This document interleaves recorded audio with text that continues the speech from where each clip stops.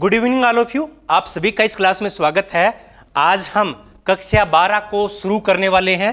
कक्षा 11 के NCERT sociology के हमने 10 अध्याय है वो कंप्लीट कर लिए हैं और कक्षा 12 में पार्ट 1 और पार्ट 2 दोनों में 5-5 यूनिट है। तो पार्ट 2 है और इसका पहला लेसन है एक भारतीय समाज। तो इस लेसन में हम भारतीय समाज की विशेषताओं और जनसांख्यिकीय संरचना, डेमोग्राफिकल स्ट्रक्चर है भारत की, उस पे चर्चा करेंगे। ये जनसांख्यिकीय संरचना महत्वपूर्ण टॉपिक है और इससे हर एग्जाम में 1 या 2 क्वेश्चन जरूर पूछे जाते हैं। तो आज ये कक्षा 12 की हमारी पहली क्लास है। तो इसमें एनसीईआरटी के अंदर 2 लेसन है लेकिन यूनिट 1 है भारतीय समाज का परिचय। ये पहला अध्याय है। दूसरा अध्याय है जनसंख्या की संरचना और दोनों से मिलकर एक यूनिट मिलती है। तो हमने दोनों को एक साथ ही रखा है। तो कुछ सामान्य सी बातें बताई गई है एनसीईआरटी के द्वारा कि हमें समाजशास्त्र का अध्ययन किस प्रकार से करना चाहिए।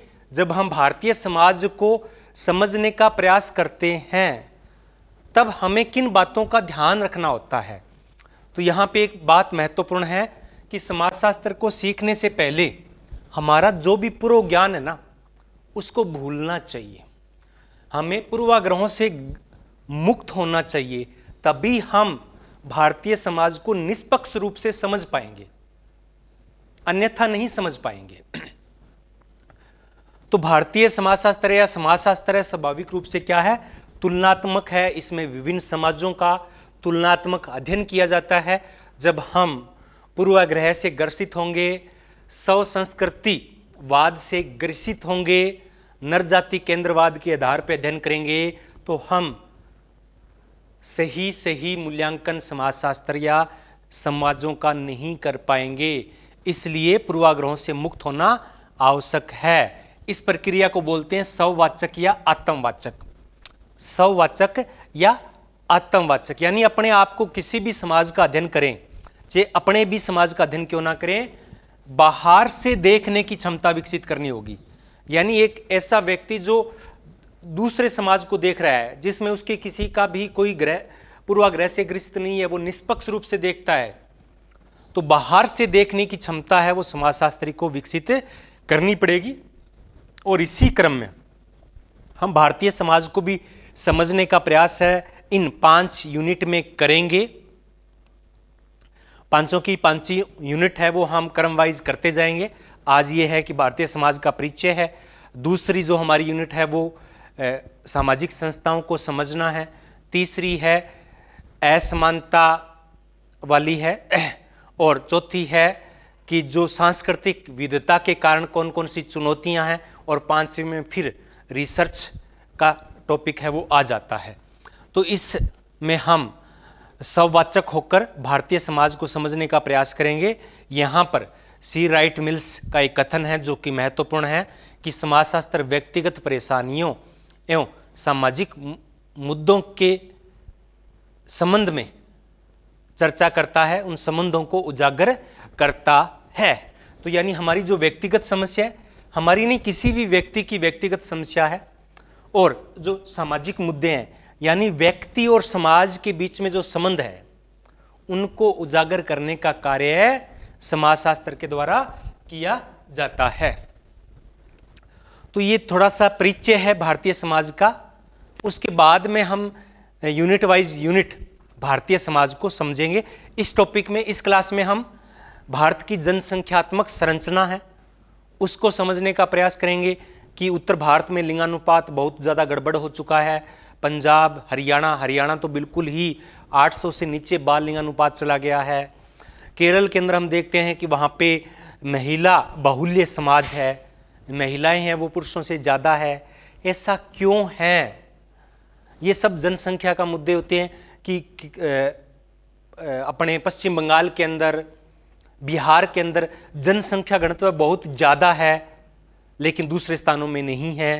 इसका जो आयु संरचना है, लिंग संरचना है, इन सब का अध्ययन हम इस लेसन में ही करेंगे। तो उससे पहले भारतीय समाज की विशेषताओं को समझ लेते हैं और साथ में भारतीय समाज में जो उपनिवेशवाद के कारण थे, परिणाम थे, उनको समझ लेते हैं। फिर हम यूनिट वाइज यूनिट आगे चलेंगे।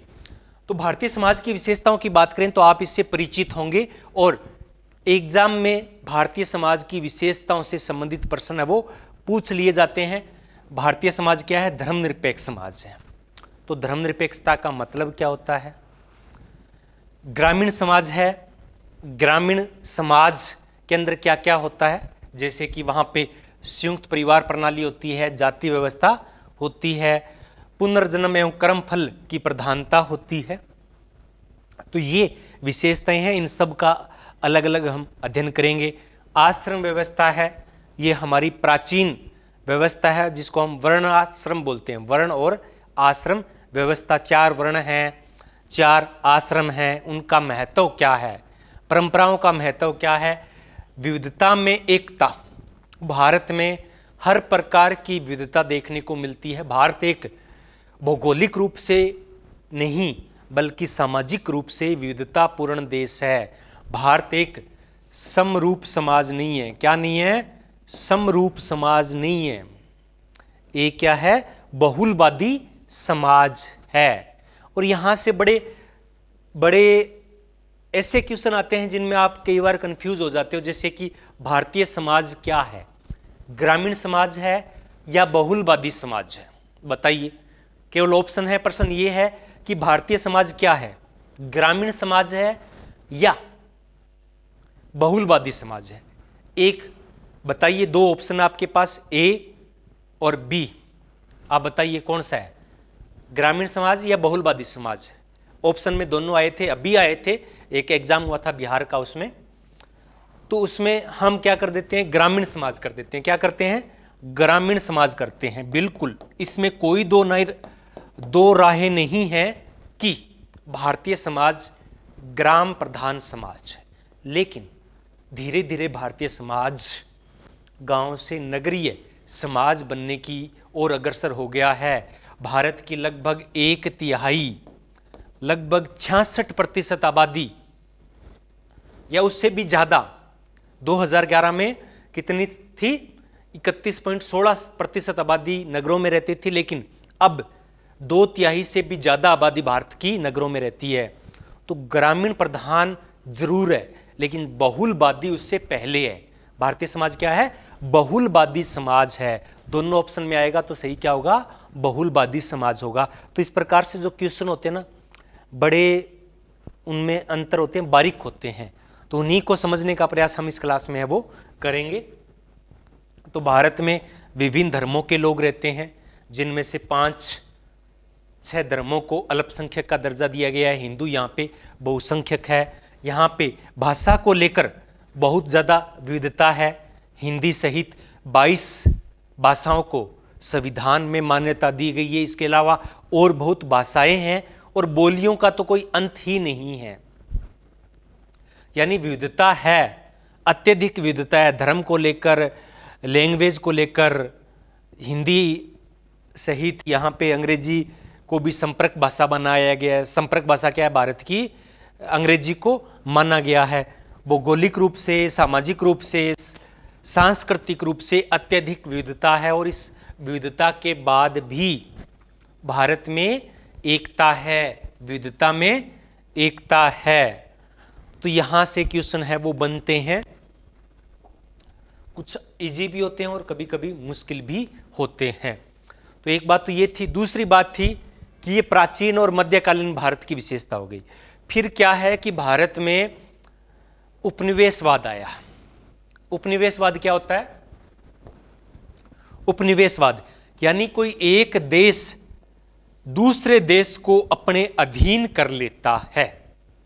राजनीतिक रूप से करता है, लेकिन धीरे धीरे वो फिर उसको सामाजिक और सांस्कृतिक रूप से भी परिवर्तित करता है। तो उसको क्या बोलते हैं? उपनिवेशवाद कहते हैं। उपनिवेशवाद औद्योगिक क्रांति के बाद पनपा। औद्योगिक क्रांति से क्या हुआ? पूंजीवाद आया और साथ में एक चीज और आई, साम्राज्यवाद। क्या आया? साम्राज्यवाद, इन सब के कारणों से उपनिवेश हुए। क्योंकि औद्योगिक क्रांति आई, पूंजीवाद आई, तो वो कच्चे माल के लिए और अपने पके हुए माल को, तैयार माल को बेचने के लिए उन्हें नए बाजारों की आवश्यकता थी, और इस वजह से इन्होंने साम्राज्यवादी नीतियां अपनाते हुए दूसरे देशों को अपने साम्राज्य में मिलाने का प्रयास किया। भारत भी इसका भुगतभोगी रहा है। अब जब उपनिवेशवाद आया तो जहां पे उपनिवेश बनाए गए थे, जिस देश को अधीन किया गया था, उस देश में अपनी राष्ट्रीय चेतना का विकास हुआ। भारत में उनमें से एक है। भारत में अंग्रेजों से पहले एकता नाम की कोई चीज नहीं थी। भारत नाम, अगर हम आज एकीकृत भारत देखते हैं तो कहते हैं ना, कभी कभी कितना भी कुछ बुरा हो जाए उसमें कोई ना कोई अच्छाई छिपी होती है। तो भारत ने सैकड़ों वर्षों तक अंग्रेजों की गुलामी सही। हमारा आर्थिक शोषण इतना हुआ कि हम सोने की चिड़िया थे, और हम आज गरीब राष्ट्र में हमारी गणना होती है। लेकिन इसका परिणाम कहीं ना कहीं कुछ एक दो चीजें होती है जो पॉजिटिव हो जाती है। तो उसमें एक ये था कि राष्ट्रवाद का उदय हुआ, और भारत के जो विभिन्न राज्य थे, दिल्ली में अलग बैठता था, जयपुर में अलग बैठता, बंगाल का अलग था, बिहार का अलग था, साउथ इंडिया में बहुत सारे राज्य हुआ करते थे, राजा हुआ करते थे, वो आपस में लड़ झगड़ रहे थे। राष्ट्रवाद की कोई भावना नहीं थी। लेकिन उपनिवेशवाद ने जब सबको मिलाकर और एक इकाई बनाकर सबको उनका शोषण करना शुरू किया, तो लोगों में राष्ट्रवाद का उदय हुआ। राष्ट्र के प्रति जागरूकता उत्पन्न हुई। राष्ट्र के जो लोग थे उनमें उनके प्रति अपनत्व की भावना आई, उनके प्रति प्रेम जागा कि हम सब शोषणकारी हैं, हमारा शोषण हो रहा है। शोषण कौन कर रहा है? वो एक दुश्मन हो गया, और वही मार्क्स वाली बात आ जाती है कि वो मालिक बन गए और ये दास बन गए। एक शोषक वर्ग बन गया, एक शोषित वर्ग। ये अपने आप को भारत के लोग शोषित हुए। इससे एकता की भावना है वो उत्पन्न हुई, और इस प्रकार से भारत में राष्ट्रवाद का विकास है वो हुआ। अपने राष्ट्र की प्रति चेतना का विकास हुआ। ये राष्ट्रवाद क्यों पनपा? इसके पीछे कई कारण हैं। जैसे जनता का आर्थिक शोषण हुआ, अत्यधिक आर्थिक शोषण हुआ। इससे अंग्रेजी शासन के प्रति भारत में भारतीय जनता में भयंकर रोष उत्पन्न हुआ। अंग्रेजों ने भारत का राजनीतिक एकीकरण किया, जिससे देश में एकता की भावना जागृत हुई। पश्चिम शिक्षा जागृत, पश्चिम शिक्षा का प्रसार हुआ। उन्होंने तो पश्चिम शिक्षा का अर्थ, कौन है भारत में पश्चिम अंग्रेजी शिक्षा के या शिक्षा के मैकाले? कौन है? मैकाले ने भारत में शिक्षा व्यवस्था लागू की, और उनका उद्देश्य क्या था?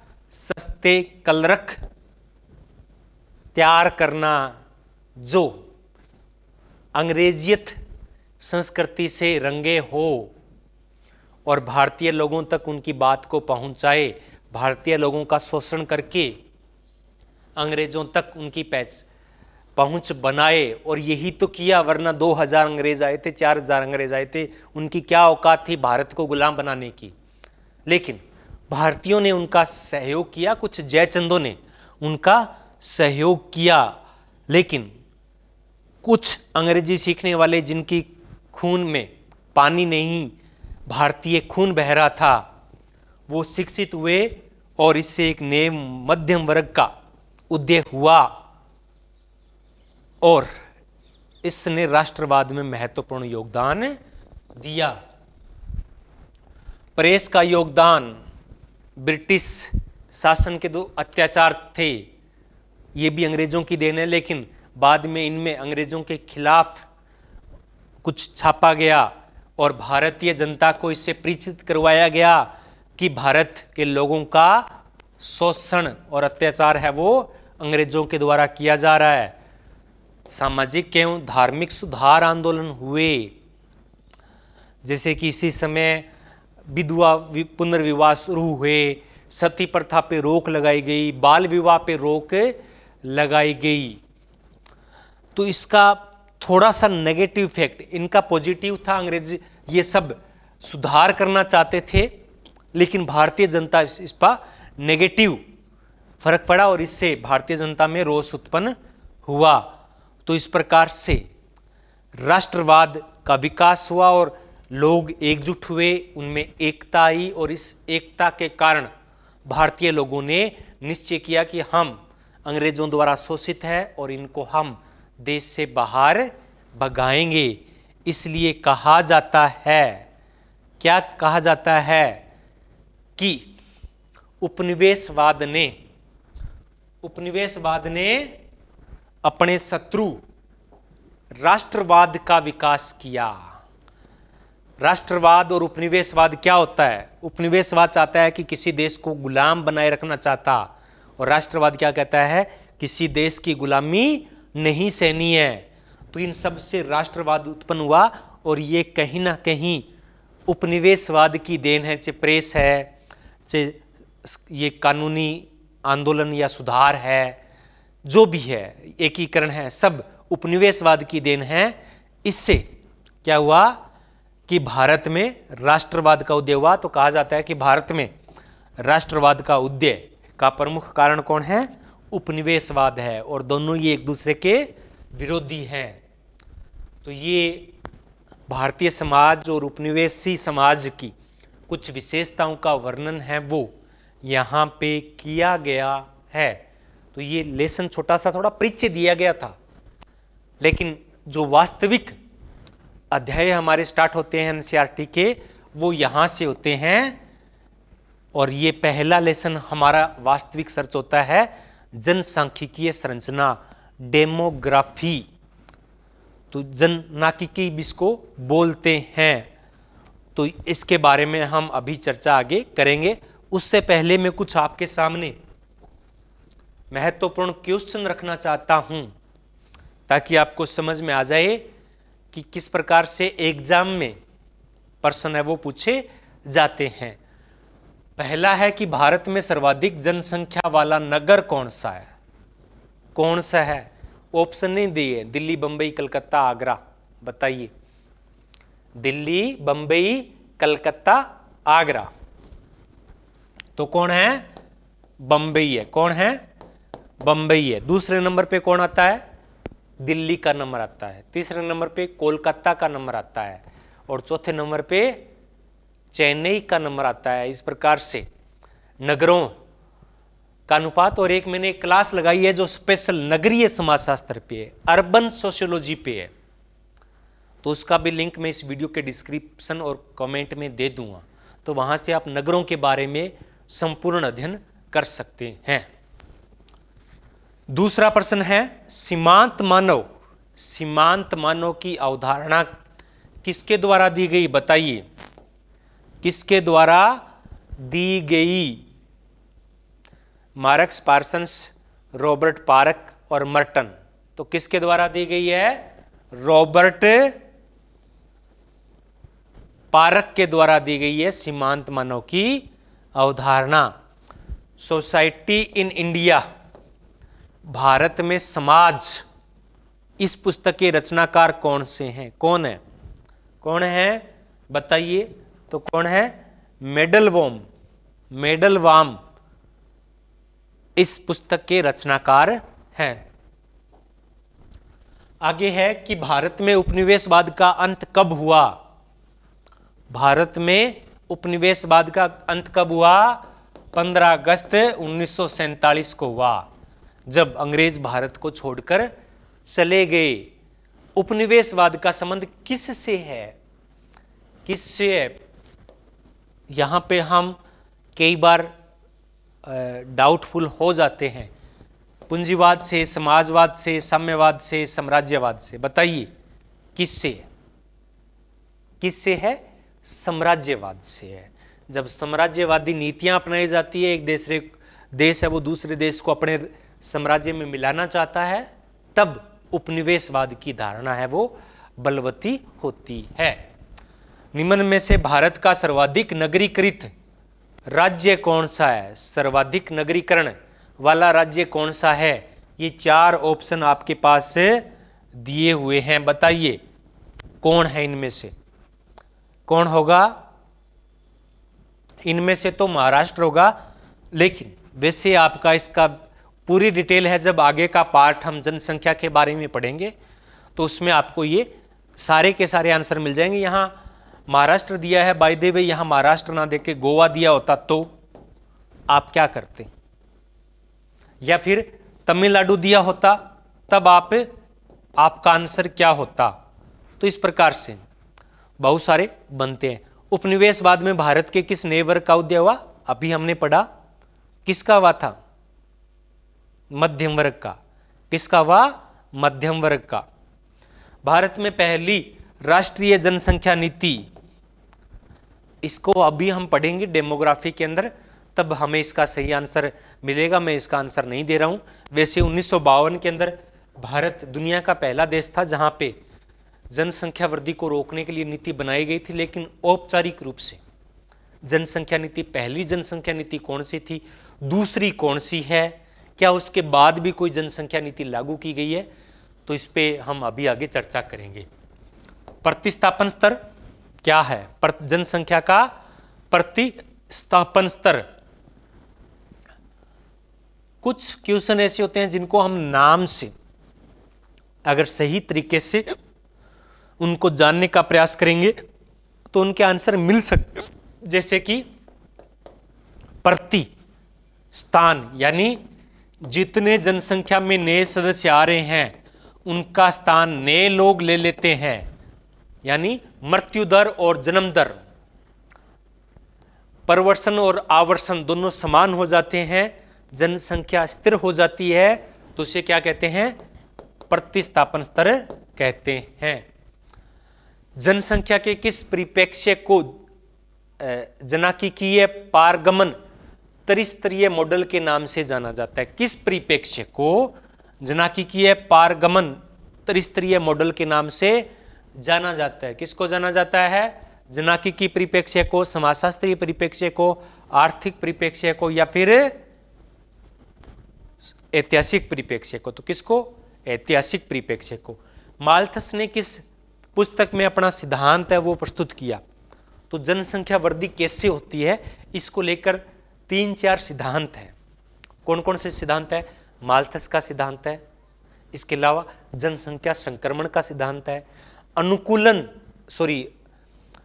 अनुकूलित जनसंख्या का भी, एक अनुकूल जनसंख्या कितनी होनी चाहिए भी संसाधनों के अनुरूप में, क्योंकि भारत जैसे गरीब देश है उनके पीछे कारण क्या है? अत्यधिक जनसंख्या है। भारत के बारे में कहा जाता है कि भारत एक अमीर देश है लेकिन यहाँ के लोग गरीब हैं। तो ये क्यों है? क्योंकि संसाधनों के मुकाबले जनसंख्या अधिक है। कई जगह ऐसे हैं जहाँ पे संसाधन अधिक है लेकिन जनसंख्या कम है, तो इसको बोलते हैं अनुकूलन या जनसंख्या का अनुकूल सिद्धांत, यानी एक अनुकूल जनसंख्या कितनी होनी चाहिए। जजमानी प्रथा में सेवा प्रदान करने वाली और सेवा ग्रहण करने वाली जातियों को क्या कहा जाता है? ये क्वेश्चन आगे वाली जो हमारा सेकंड लेसन है उससे आ गया है गलती से। तो इसमें जजमान और क्या होता है? जजमान और कमीन, जजमान और कमीन के नाम से इनको हम जानते हैं। प्रश्न नंबर 12 है, national character and factors in its formation. इस पुस्तक के रचनाकार कौन है? इसके लेखक कौन है? ऑथर कौन है? तो कौन है? ई बारकर। कौन है? ई बारकर है। जनाकीकी डेमोग्राफी शब्दावली का सर्वप्रथम प्रयोग जनसंख्या का अध्ययन करने वाला विज्ञान क्या कहलाता है? जनसांख्यिकी, जनाकीकी या डेमोग्राफी। तो इसके जनक कौन है या इसके प्रथम प्रयोगकर्ता किसको माना जाता है? माल्थस को माना जाता है, गुई लाई को माना जाता है, जॉन ग्रांट को माना जाता है, एडम स्मिथ को माना जाता है। बताइए किसको माना जाता है? सोचिए। ये तो हमारे कुछ क्वेश्चन थे। अब हमारा जो आगे का चैप्टर है वो क्या है कि भारत की जनसांख्यिकीय संरचना, डेमोग्राफिकल स्ट्रक्चर क्या है, और इससे क्वेश्चन है वो जरूर पूछे जाते हैं। मैंने पहले भी कहा था कि लाइव क्लास है वो आगे संभव नहीं हो पाएगी, तो ये मेरी लाइव क्लास नहीं है, ये मैंने रिकॉर्ड क्लास है वो की है। और ये वाला जो पार्ट है मैं बहुत पहले रिकॉर्ड कर चुका हूँ, ये मैंने लेसन पेस्ट से ही लिया था, एनसीईआरटी से लिया था और इसको रिकॉर्ड कर रहा हूँ। तो मैंने इस वीडियो में, क्योंकि इतना टाइम नहीं है, हम ये राजस्थान में विधानसभा इलेक्शन हो रहे हैं तो पूरे दिन हम वहाँ पे फ्री रहते हैं और एक क्लास को तैयार करने में मान के चलिए कि लगभग 10 से 15 घंटे लगते हैं। 10 से 15 घंटे, 10 भी लग सकते हैं, 15 घंटे भी लग सकते हैं और इतना टाइम नहीं मिल पा रहा है। इस वजह से मैं पर डे लाइव क्लास है वो नहीं ले पा रहा हूँ। कोशिश कर रहा हूँ कि सिलेबस जो एनसीईआरटी का है वो कम से कम पूरा करवा सकूँ। तो ये जनसंख्या संरचना वाला टॉपिक है, इसकी क्लास मैंने पहले लगाई है। इसी को एनसीईआरटी को बेस बनाते हुए आप देखोगे तो वही क्लास मिलेगी। तो इस क्लास को मैं ऐड कर रहा हूँ, दोनों को जोड़ रहा हूँ ताकि आपको अलग अलग कई बार नहीं मिलती है क्लासें वो, तो दोनों टॉपिक्स है वो एक साथ आपके कवर हो जाएंगे। तो हम आगे इसको जो हमारी डेमोग्राफी वाली क्लास है उसको मैं इसके साथ जोड़ रहा हूँ, तो थोड़ा सा अंतर आ जाएगा लैंग्वेज का और थोड़ा इन्वायरमेंट का। सर्दी के समय बनाई थी, अब गर्मी का मौसम है, तो लेकिन क्लास वही है, उतनी ही महत्वपूर्ण है और इसी प्रकार से उसका भी एक्सप्लेन किया गया है। तो देखिए डेमोग्राफी। नमस्कार साथियों, आप सभी का इस क्लास में स्वागत है। आज हम एनसीईआरटी कक्षा 12 प्रथम भाग भारतीय समाज, उसका प्रथम अध्याय है, कौन सा है? प्रथम अध्याय है भारत की जनसांख्यिकी संरचना। इस पे हम विस्तार से चर्चा करेंगे। इस क्लास में हम जनसांख्यिकी यानी डेमोग्राफी का अर्थ एवं परिभाषा, इसके विभिन्न सिद्धांत है, जैसे कि माल्थस का सिद्धांत है, जनसंख्या संक्रमण का सिद्धांत है, अनुकूलतम जनसंख्या का सिद्धांत है, भारत की जनसंख्या नीति है, जनगणनाएं हैं और जनसांख्यिकी शब्दावली है। इन पे विस्तार से चर्चा करेंगे। पहले बात करते हैं कि डेमोग्राफी किसे कहते हैं, इसका अर्थ क्या है, इसकी परिभाषा क्या है। तो डेमोग्राफी हिंदी में इसको बोलते हैं जनसांख्यिकी या जनाकिकी भी हम इसको कह सकते हैं। यह जनसंख्या का सुव्यवस्थित अध्ययन है, क्रमबद्ध तरीके से अध्ययन किया जाता है। अगर हम शाब्दिक रूप से देखें तो ये डेमोग्राफी है वो दो शब्दों से मिलकर बना है। ये दो शब्द किस भाषा के हैं? ये दो शब्द हैं यूनानी या ग्रीक भाषा, एक ही बात है, यूनानी या ग्रीक भाषा के शब्द है, लैटिन भाषा के ये शब्द नहीं है। ये दो शब्द कौन कौन से हैं? एक है डेमास, डेमास का अर्थ होता है जन यानी लोग, और ग्राफो, ग्राफो का मतलब होता है वर्णन करना, अंकित करना, यानी लोगों का वर्णन करना। तो इसका शाब्दिक अर्थ क्या हो जाएगा? लोगों का वर्णन करना। अगर हम ये देखें कि डेमोग्राफी शब्द का पहली बार प्रयोग किसने किया था, तो डेमोग्राफी शब्द का पहली बार 1855 में हुआ था। आसिले गुइलार्ड, आसिले गुइलार्ड ने पहली बार डेमोग्राफी शब्द का प्रयोग किया था। इससे पहले डेमोग्राफी की जो बातें हैं उनका जिक्र किया था जॉन ग्रांट ने। किसने किया था? जॉन ग्रांट ने 1662 के अंदर। लेकिन डेमोग्राफी शब्द का पहली बार प्रयोग है वो लुई गार्ड ने किया था और इन्होंने परिभाषा दी थी कि यह वह विज्ञान है, डेमोग्राफी वह विज्ञान है जो मनुष्य की जनसंख्या या संख्या के विषय में अध्ययन करता है। यानी मनुष्य की संख्या के बारे में जो विज्ञान अध्ययन करता है, लुई गार्ड ने उसे जनसांख्यिकी यानी डेमोग्राफी कहा है। अब हम इसके सिद्धांतों की बात करें। सिद्धांतों से पहले हम प्रकार देख लेते हैं कि डेमोग्राफी के कितने प्रकार होते हैं। तो बड़े तौर पे हम मोटे तौर इसको दो भागों में हम विभाजित करते हैं। आकारकिक जनसांख्यिकी, इसमें जनसंख्या के आकार का अध्ययन किया जाता है। दूसरा है सामाजिक जनसांख्यिकी, इसमें जनसंख्या के सामाजिक, आर्थिक, राजनीतिक पक्षों का विस्तार से अध्ययन किया जाता है। अब हम पहले बात कर लेते हैं जनसंख्या वृद्धि के सिद्धांत, जो कि सबसे महत्वपूर्ण है। इस लेसन को आप मान के चलो कि ये एनसीईआरटी कक्षा 12 के प्रथम जो पुस्तक है उसका सार है, पहले अध्याय का सार है माल्थस का जनसंख्या सिद्धांत। तो ये जनसंख्या वृद्धि का पहला सिद्धांत था। इससे पहले जनसंख्या वृद्धि पे कुछ लोगों ने चर्चाएं जरूर की थी, लेकिन कोई सिद्धांत नहीं दिया था। यह सिद्धांत दिया था थॉमस रॉबर्ट माल्थस। किसने दिया था? Thomas Robert Malthus. इसलिए इसे माल्थस का जनसंख्या सिद्धांत कहते हैं। ये अंग्रेज थे, यानी इनका जन्म था वो इंग्लैंड में हुआ था। कब हुआ था? 1766 में हुआ था। ये प्रश्न एक बार परीक्षा में आया है, इसलिए आपको बता रहा हूं कि इनका जन्म है वो 1766 में हुआ था और 1834 में इनकी मृत्यु हुई थी। ये जो सिद्धांत था, कौन सा सिद्धांत? अपना जनसंख्या वृद्धि का सिद्धांत। यह सिद्धांत उन्होंने दिया था 1798 में। कब दिया था? 1798 में दिया था। अपनी एक पुस्तक थी इनकी, an essays on principle of population. इसको कई बार अलग अलग बांट दिया जाता है, एन एसेज ऑन पॉपुलेशन या फिर प्रिंसिपल ऑफ पॉपुलेशन। तो ये पूरा नाम इसका है an essay on principle of population. 1798 में ये पुस्तक आई थी। इसमें इन्होंने अपना जनसंख्या का निराशावादी सिद्धांत प्रस्तुत किया था। इस सिद्धांत को क्या कहते हैं? निराशावादी सिद्धांत कहते हैं। इन्होंने एक लाइन कही है, उस लाइन से प्रश्न बन सकता है। मनुष्यों की जनसंख्या, मनुष्यों की जनसंख्या, 2 पॉइंट है इसमें। एक तो जनसंख्या, एक भरण पोषण के साधन यानी खाद्यान्न, दूसरा क्या हो जाएगा? खाद्यान्न। तो ये कहते हैं कि मनुष्यों की जनसंख्या है वो भरण पोषण के साधनों की तुलना में तेजी से बढ़ती है, यानी जनसंख्या तेजी से बढ़ती है, उस अनुपात में खाद्यान्न पदार्थ है वो नहीं बढ़ते हैं। तो इन्होंने कहा है कि जनसंख्या में जो वृद्धि होती है वो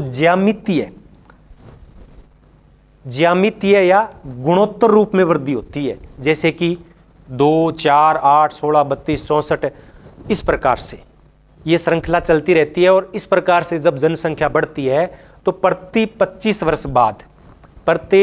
वर्ष बाद किसी भी देश की जनसंख्या है वो दोगुनी हो जाएगी। अगर आज 1 करोड़ है तो 25 साल बाद में 2 करोड़ हो जाएगी, फिर 4 करोड़ हो जाएगी, 8, 16, 32, 64, 128, 256, इस प्रकार से बढ़ती रहेगी। तो जनसंख्या तो इस रूप से बढ़ती है। और जो खाद्यान्न है, जो भरण पोषण के साधन है, उनमें वृद्धि है वो अंकगणितीय या समानांतर होती है, अंकगणितीय रूप से होती है, जैसे 2, 4, 6, 8, 10, 12 इस प्रकार से बढ़ती है। तो इस प्रकार से खाद्यान्नों में वृद्धि है, उत्पादन में वृद्धि है कम होती है, लेकिन जनसंख्या में वृद्धि है बहुत ज़्यादा होती है।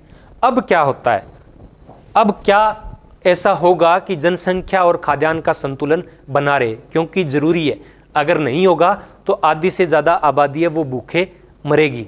तो इसलिए कहते हैं कि जनसंख्या को नियंत्रण करना जरूरी है। तो उन्होंने जनसंख्या नियंत्रण के 2 उपाय बताए हैं। कितने उपाय बताए हैं?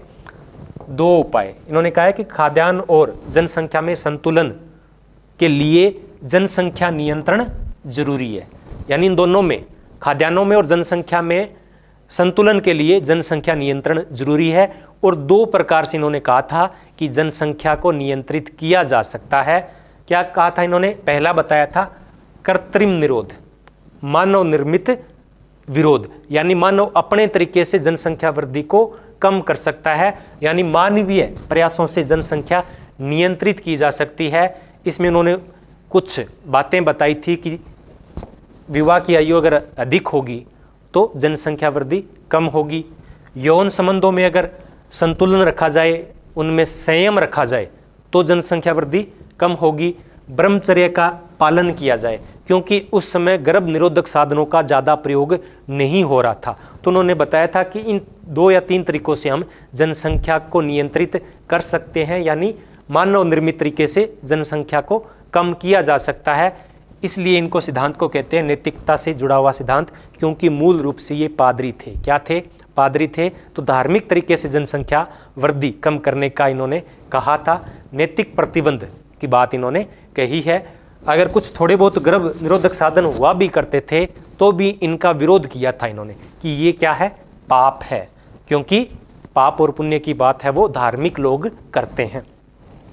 इन्होंने दूसरा तरीका बताया था नैसर्गिक या प्राकृतिक निरोध। उन्होंने कहा था कि मनुष्य अपने आप जनसंख्या को नियंत्रित नहीं करेगी, तो जनसंख्या को नियंत्रण का काम है वो क्या करे? कौन करेगा? वो प्रकृति खुद करेगी।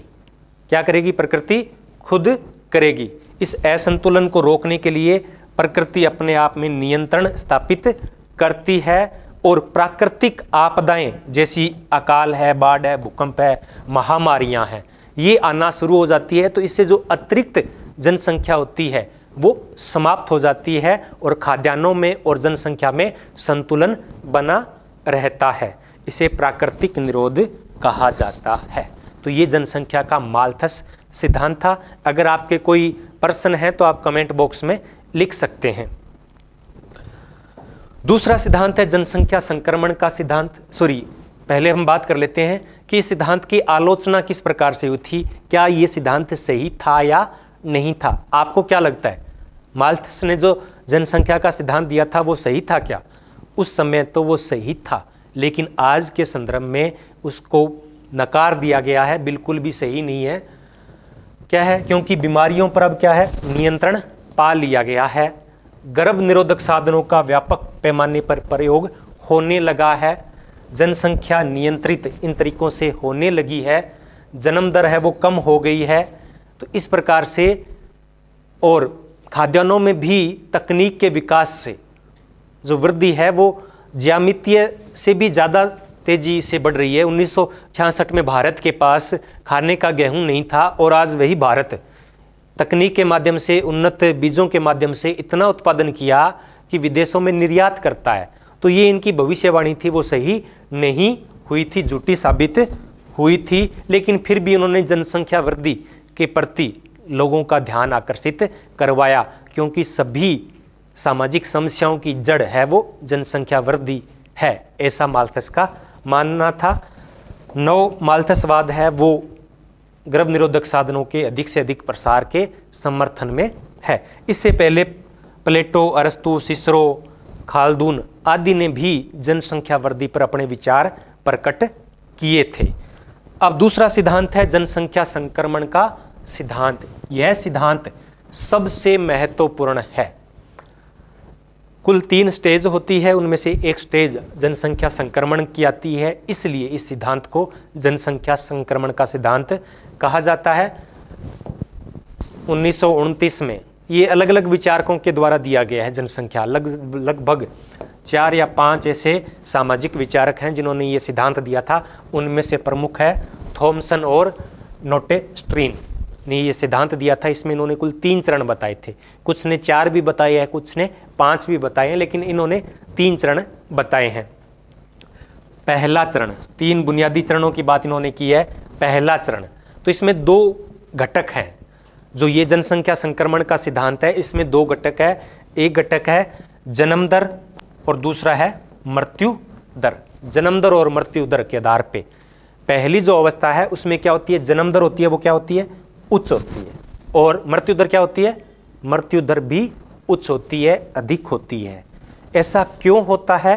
क्योंकि ये अल्प विकसित देशों में होता है, अविकसित देशों में होता है, पिछड़े हुए देशों में होता है, जहां पर क्या होता है, तकनीक का अभाव होता है, स्वास्थ्य सेवाओं का अभाव होता है, बहुत बड़े पैमाने पे लोग बच्चा पैदा करते हैं और उतने ही बड़े पैमाने पे बीमारियों के कारण या प्राकृतिक आपदाओं के कारण उनकी मृत्यु हो जाती है। हम सुनते हैं ना कि उनके जैसे लालू प्रसाद यादव के 9 लड़के थे, या जो भी पुरानी लोग हैं, मेरे दादाजी के कुल 12 संतान थी। तो इस प्रकार बहुत ज़्यादा संतान उस समय हुआ करती थी, 10-12 मामूली सी बात थी।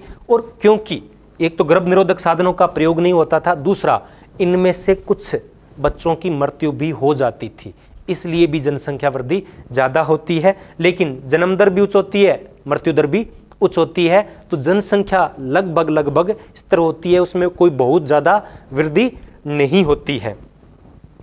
तो ये पिछड़े हुए देशों की विशेषता है।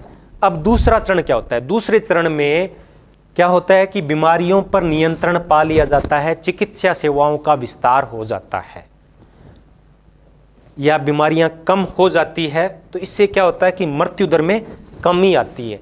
पहले 12 का जन्म होता था, उनमें से 3 या 4 की मृत्यु हो जाती थी। अब 12 जन्म होता है तो 12 में से 11 तो जीवित रहते हैं, यानी क्या हो गया, जन्म दर है वो क्या हो गई, उच्च हो गई।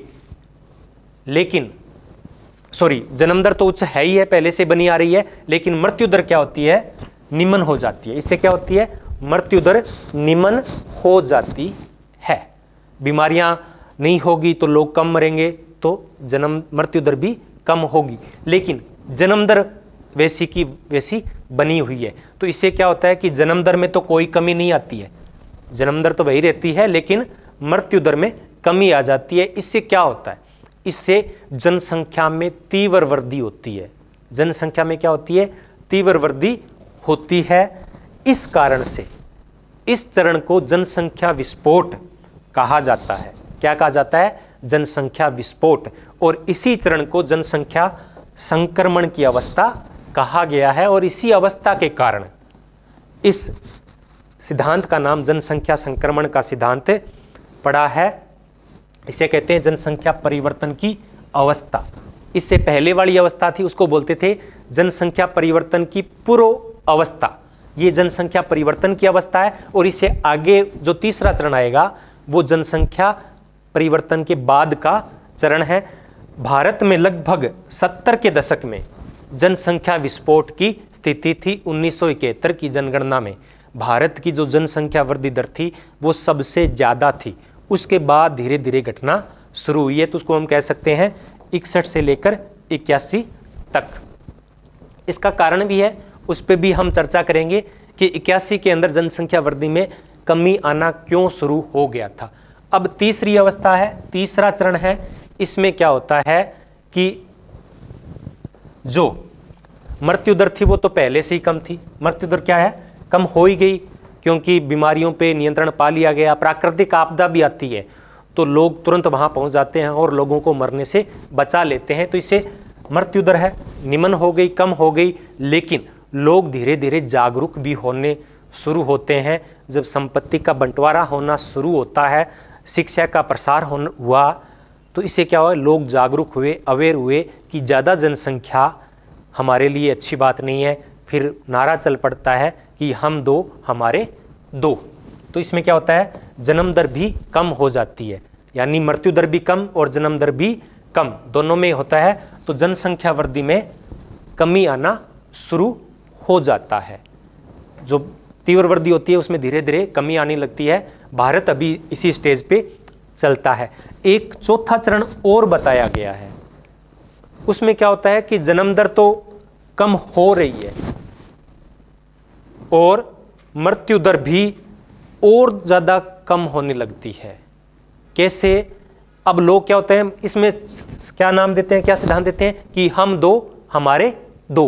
अब क्या कहते हैं, और ज़्यादा अब जब वो पढ़े लिखे हो जाते हैं, भौतिकवादी जीवन जीना शुरू कर देते हैं, तो वो क्या कहते हैं कि हम दो हमारे एक, हम दो हमारे एक। जैसा कि कहीं कहीं ऐसा देखने को मिलता है।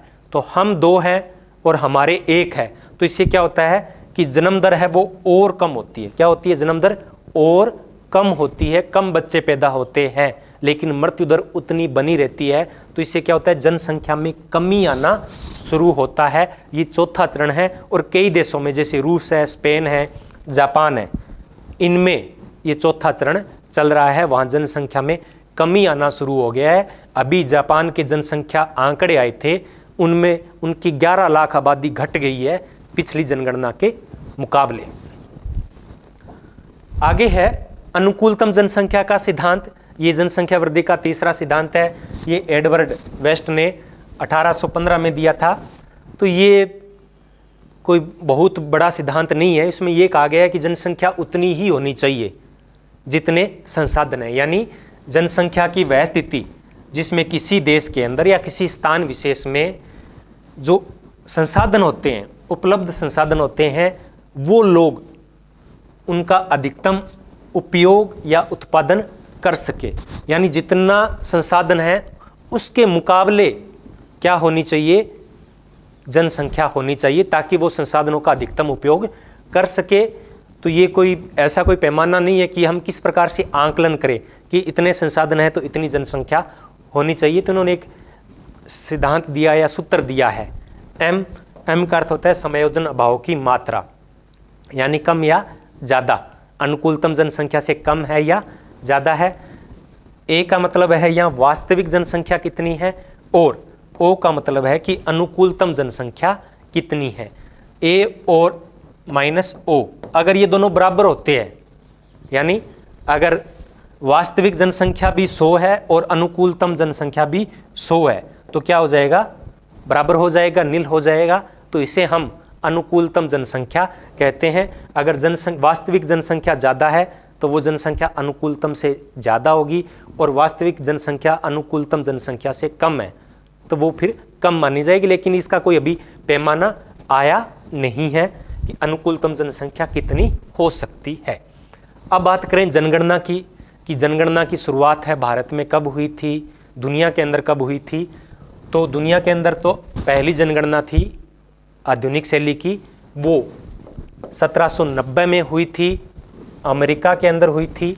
अगर हम भारत की बात करें तो भारत की पहली जनगणना 1867 से 1872 के बीच में 5 साल तक चली थी, लेकिन ये संपूर्ण भारत की जनगणना नहीं थी, इसमें कुछ कुछ क्षेत्रों की जनगणना की गई थी।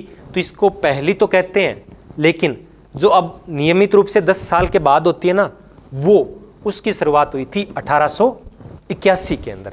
1881 से लेकर आज तक नियमित 10 वर्ष के बाद जनगणना होती है, लेकिन सन 2021 के अंदर जो जनगणना होनी चाहिए थी वो नहीं हुई। तो ये इतने सालों के बाद पहली बार 10 वर्षीय जनगणना पे विराम लगा है कोरोना महामारी के कारण।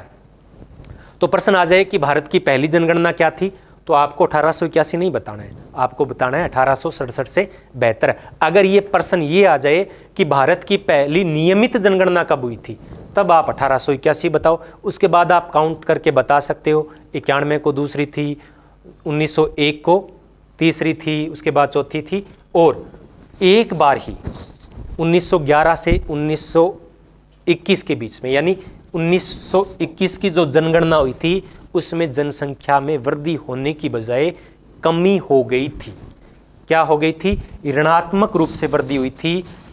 0.03% आबादी थी वो घट गई थी। क्यों घटी थी, इसका कारण था कि 1918 और 19 के अंदर एक महामारी फैली थी, बंगाल से वो प्रारंभ हुई थी, इन्फ्लुएंजा महामारी थी, और इसके कारण से 1921 में जनसंख्या में कमी आई थी, और उसके बाद से लगातार जनसंख्या में वृद्धि हो रही है। अब हम बात करें कि जनसंख्या से जुड़ी हुई प्रमुख शब्दावली कौन कौन सी है, तो ये छोटे छोटे क्वेश्चन है, हो सकता है कोई पूछ भी लिया जाए।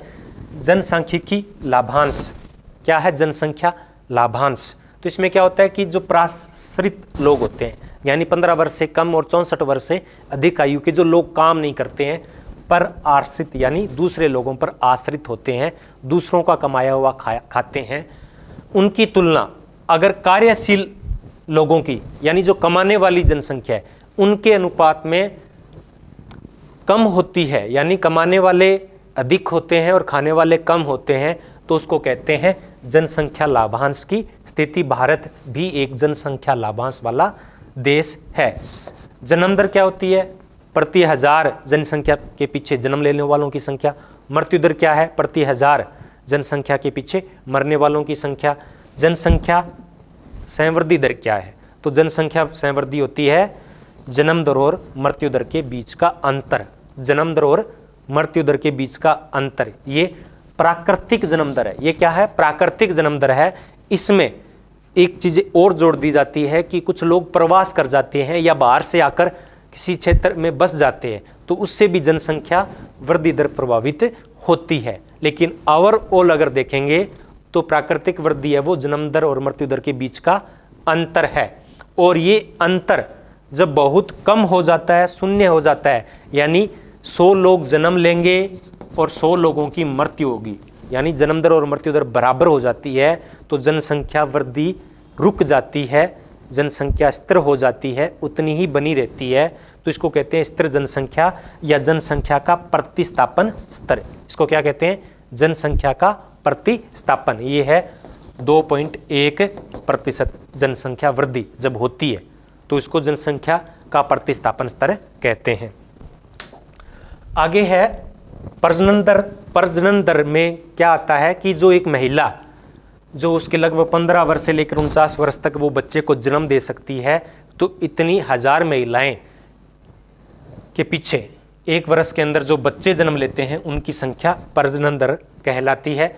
शिशु मृत्यु दर 1000 बच्चे जब जन्म लेते हैं तो उनमें से कितनों की मृत्यु हो जाती है प्रति 1000। 1 वर्ष से कम आयु की उम्र में जिनकी मृत्यु हो जाती है उनको मृत्यु दर कहते हैं। यानी 1000 बच्चे जन्म लेते हैं, उनमें से अगर 30 बच्चों की मृत्यु हो जाती है तो मृत्यु दर क्या हो जाएगी? 30। इसी प्रकार से मातृ मृत्यु दर इसमें लाखों की संख्या में की जाती है कि 1 लाख महिलाएं जब अपने बच्चे को जन्म दे रही होती है उस दौरान उसकी मृत्यु हो जाती है तो उसको मातृ मृत्यु दर कहते हैं। आगे है औसत आयु या आयु कितनी, एवरेज आयु। तो ये हम निकाल सकते हैं। धीरे धीरे एवरेज आयु है वो भारत की बढ़ रही है, शायद अभी 67 के आसपास है, मुझे पूरा पता नहीं है लेकिन शायद 67 होना चाहिए। लिंगानुपात यानी 1000 पुरुषों के पीछे महिलाओं की संख्या लिंगानुपात कहलाती है। आयु संरचना यानी जनसंख्या को हम कई आयु वर्गों में बांटते हैं तो उनका अनुपात क्या होता है, तो ये भी महत्वपूर्ण है, ये परीक्षा में पूछा जा सकता है। मैं कमेंट में डाल दूंगा कि अभी आयु संरचना यानी कितनी है। मुख्य रूप से कार्यशील जनसंख्या के बारे में पूछा जाता है कि भारत की कितनी प्रतिशत आबादी है वो 15 वर्ष से लेकर 60 वर्ष की आयु के बीच में आती है, या युवाओं की आबादी कितनी है, बच्चों की आबादी कितनी है। यहाँ मैंने जनसंख्या आंकड़े नहीं लिए हैं, वो आपको अपने राज्य के और पूरे देश के जनसंख्या वृद्धि दर क्या है, लिंगानुपात कितना है, जनसंख्या घनत्व कितना है, इस प्रकार के, नगरीय जनसंख्या कितनी है, ग्रामीण जनसंख्या कितनी है। जैसे कि अभी नगरीय जनसंख्या कितनी है भारत की 31.16% है, वो नगरों में रहती है, और 68.84% आबादी है वो गाँव में रहती है। इस प्रकार के आंकड़े आपको याद करने होंगे। अगर हम भारत की जनसंख्या नीति की बात करें तो भारत ने 1952 में ही अपनी जनसंख्या नीति स्पष्ट कर दी थी, यानी परिवार नियोजन कार्यक्रम की शुरुआत कर दी थी। और उसके बाद परिवार नियोजन जो कार्यक्रम था उसमें बाधा उत्पन्न हुई। कब हुई थी? उसमें बाधा उत्पन्न हुई थी 1975 के अंदर, जब देश के अंदर आपातकाल लगा था। उस समय इंदिरा गांधी की सरकार थी, उन्होंने जबरदस्ती नसबंदी अभियान शुरू किया था, तो उसमें कई ऐसे लोगों की भी नसबंदी कर दी थी जिनकी शादियां नहीं हुई थी, कई तो दुल्हों को पकड़ की नसबंदी करवा दी गई थी, जबरदस्ती नसबंदी कराई गई थी। तो इससे लोगों के अंदर भय उत्पन्न हो गया। तब 1976 में परिवार नियोजन कार्यक्रम का नाम है वो बदलकर राष्ट्रीय परिवार कल्याण कार्यक्रम कर दिया गया। क्या कर दिया गया? राष्ट्रीय परिवार कल्याण कार्यक्रम। और 1976 में ही देश की प्रथम जनसंख्या नीति का निर्माण हुआ था। उसके बाद जनसंख्या नीति थी वो सन 2000 में बनाई गई थी, दूसरी जनसंख्या नीति। तो इसके कुछ उद्देश्य हैं, वो उद्देश्य कौन कौन से हैं, उनसे कुछ प्रश्न भी पूछे जा सकते हैं। जैसे कि उद्देश्य है कि जो शिशु मृत्यु दर है वो प्रति 1000 30 से नीचे लाया जाए, मातृ मृत्यु दर है वो प्रति लाख 100 से नीचे लाया जाए, विवाह की आयु को, लड़की की जो आयु 18 वर्ष से उसकी आयु को बढ़ाकर 20 वर्ष किया जाए, जितने भी जन्म है मृत्यु होते हैं उनका 100% पंजीयन रजिस्ट्रेशन होना चाहिए। इसी प्रकार से एड्स पर रोकथाम लगनी चाहिए। 14 वर्ष से कम आयु के जो बच्चे हैं उनको निःशुल्क और अनिवार्य शिक्षा मिलनी चाहिए। गर्भ निरोधक साधनों का ज़्यादा से ज़्यादा प्रचार प्रसार होना चाहिए। संक्रामक रोग है उनका निवारण होना चाहिए। और सभी रोगों के विरुद्ध जो टीके लगाए जा रहे हैं तो 100% टीकाकरण होना चाहिए और प्रतिस्थापन स्तर को प्राप्त किया जाए। ये कुछ 3 प्रकार के उन्होंने लक्ष्य रखे थे, लघु, दीर्घ और मध्यम कालीन। तो मध्यकालीन थे वो 2010 के अंदर पूरे होने चाहिए थे। आगे है भारत की जो जनसंख्या नीति रही है उसके क्या लाभ मिले हैं, उसकी उपलब्धियां क्या रही है। तो ये उपलब्धियां वो महत्वपूर्ण हैं। कौन कौन सी उपलब्धि है? जैसे कि भारत की जो शिशु मृत्यु दर थी 146 थी वो 146 से घटकर 58 ही आ गई, यानी काफ़ी कुछ हमने कंट्रोल किया है। जो आयु संभावित आयु थी, एवरेज आयु थी वो 37 से बढ़कर 62 वर्ष हो गई है। इस प्रकार से प्रजनन दर है वो 6 से घटकर 3 हो चुकी है। इस प्रकार से हमने काफ़ी कुछ जनसंख्या उद्देश्य थे उनको प्राप्त किया है, लेकिन अभी भी भारत की जनसंख्या तेजी से बढ़ रही है और आने वाले 1-2 साल में हो सकता है 2023 में भारत की आबादी दुनिया की सबसे बड़ी आबादी हो जाएगी। क्या हो जाएगी? सबसे बड़ी आबादी वाला देश भारत बन जाएगा। और बहुत सारी समस्याओं का निराकरण है तभी किया जा सकता है जब जनसंख्या वृद्धि को रोका जाए। आपके कमेंट आमंत्रित है। अगर कुछ और क्लास की डिमांड है, क्योंकि ये क्लास भी मैंने मुख्य सेविका जो एग्ज़ाम है उनकी बार बार डिमांड पे बनाया है। अगर आपके भी कोई कमेंट है तो आप कमेंट करके मुझे ज़रूर बताएं। अगर अभी तक चैनल को सब्सक्राइब नहीं किया है तो कर दें, ताकि आपको वीडियो बनते ही आप तक पहुंच जाए। आपने इतने प्रेम से सुना, इसलिए आप सभी का बहुत बहुत धन्यवाद।